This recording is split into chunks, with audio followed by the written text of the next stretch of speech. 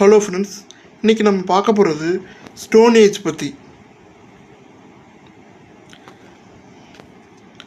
நம்ம கையில் இன்றைக்கி ஸ்மார்ட் ஃபோன் இருக்குது, சூப்பர் ஃபாஸ்ட் இன்டர்நெட் இருக்குது. ஆனால் இதெல்லாம் எதுவுமே இல்லாமல் வெறும் கல்லையும் குச்சியையும் வச்சு மனுஷன் எப்படி உலகத்தையே ஆள ஆரம்பித்தான்.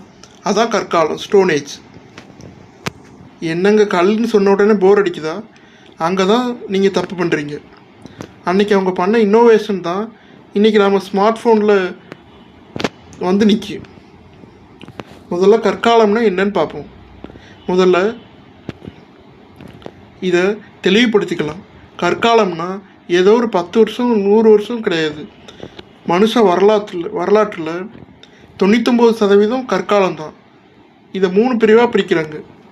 பழைய கற்காலம், இவங்க தான் உண்மையான நோமட்ஸ், அதாவது ஊராக சுற்றுறவங்க. ஒரு இடத்துல சாப்பாடு தீர்ந்துருச்சா அடுத்த இடத்துக்கு போயிட்டே இருப்பாங்க. அடுத்து இடைக்கற்காலம், இங்கே தான் மனுஷன் கொஞ்சம் அப்டேட் ஆனான், சின்ன சின்ன கற்கருவிகளை செய்ய ஆரம்பித்தான். புதிய கற்காலம், இதுதான் கேம் சேஞ்சர். மனுஷன் விவசாயம் பண்ண ஆரம்பித்த காலம் இதுதான். ஒரே இடத்துல செட்டில் ஆனான். யோசிச்சு பாருங்கள், அன்றைக்கி அவங்க கண்டுபிடிச்ச அந்த ஒரு கூர்மையான கல் தான் இன்றைக்கி நாம் யூஸ் பண்ணுற கத்தி, சர்ஜிக்கல் பிளேடு எல்லாத்துக்கும் தாத்தா. நெருப்பு முதல் டிஜிட்டல் புரட்சி. வரலாற்றிலே மிகப்பெரிய கண்டுபிடிப்பு எதுன்னு கேட்டால் அது நெருப்புன்னு தான் சொல்லணும். ஏன்னா நெருப்புக்கு முன்னாடி மனுஷன் பச்சையாக தான் வேட்டையாடி சாப்பிட்டுட்டு இருந்தான்.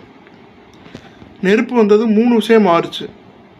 பாதுகாப்பு, காட்டு விலங்குகள் நெருப்பு பார்த்தா பயந்து ஓடும், மனுஷன் நிம்மதியாக தூங்கினான்.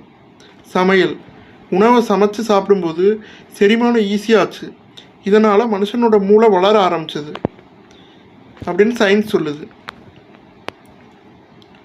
சோசியலைசிங், ராத்திரி நேரத்தில் நெருப்பை சுற்றி எல்லாரும் ஒன்றா உட்காந்து பேச ஆரம்பித்தாங்க. அங்கே தான் கதைகள் பிறந்துச்சு. அன்றைக்கி ஆரம்பித்த அந்த அரட்டை தான் இன்றைக்கி இந்த பாட்காஸ்ட் வரைக்கும் வந்து நிற்கிது.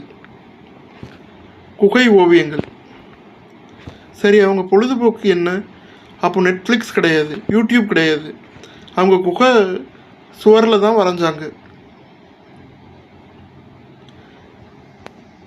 பிம்பேட்கா குகைகள் பற்றி கேள்விப்பட்டிருப்பீங்க.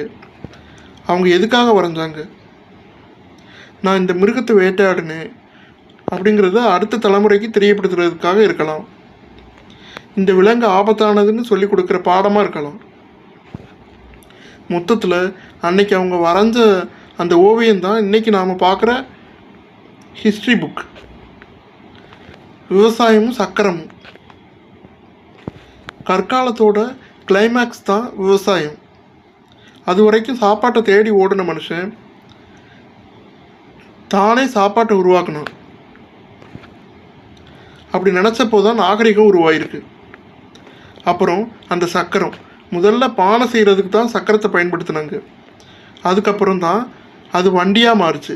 சக்கரம் மட்டும் கண்டுபிடிக்கலைன்னா இன்றைக்கி உங்ககிட்ட இருக்கக்கூடிய பைக், கார் எதுவுமே இருக்காது.